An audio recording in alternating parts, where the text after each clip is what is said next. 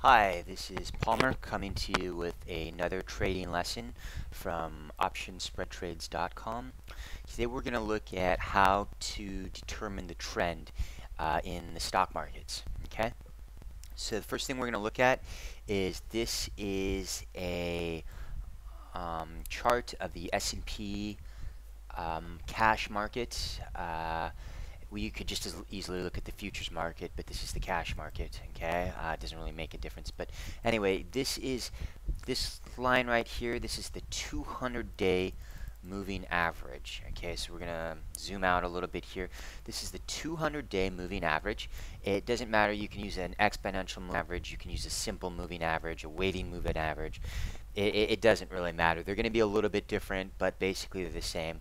I use a simple moving average because that's the way I was taught. Okay, so this blue line here, if the market is trading below the 200-day moving average, then the market is in a downtrend. And if it's trading above the 200-day moving average, it is in an uptrend. Okay, as you can see here. Now, I actually look at two different things, okay, to determine the trend of the market. So I don't just rely on one indicator. This is the first thing. So at 200-day moving average on, obviously, daily chart, if it's below the 200-day moving average, the market's in a downtrend, and I'm only going to try to take sell signals.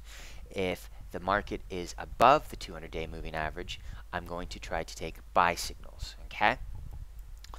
The other thing I look at, however, is I also look at a weekly chart. Okay, and I don't look at a moving average here. What I do look at is if the market has broken the lowest low of the last 3 weeks, or well, including this week, it's 4 weeks. So this week plus the last 3 weeks. So here, back on the 4th of September 2008. Okay, as you can see, the market broke down below the lowest low. The lowest low of the last 4 weeks was 1261. Okay, and when it broke below 1261, as you can see, the market really dropped. Okay, here, okay, we got a signal up when it broke above 896, and it did rally a little bit. It broke above 896, it rallied to 918, then it dropped, and it kind of moved sideways for a while, and then it peaked out at about 934 before we got this sell signal here on the 14th of January when the markets dropped below 857, and the markets are currently trading at 752. So again, I look at two indicators. One, I look at the weekly chart. If the market is above, has broken the highest high of the last 4 weeks, or the lowest low of the last 4 weeks, okay, that determines the trend on the weekly chart. Then I look at the 200-day moving average. If the market is below the 200-day moving average, I take sell signals. Above the 200-day moving average, we take buy signals. Okay.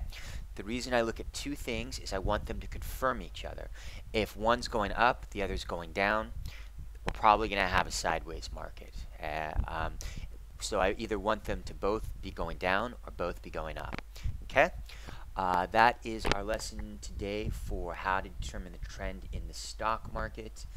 If you want to learn more, we're going to be putting these videos up, and we've got some free lessons here. And if you want to subscribe, we have a free newsletter with a 9-part option spread trading course. And we also have a free 30-day trial if you want to come and see some of our winning trades. This month we're probably up about almost 5% for the month.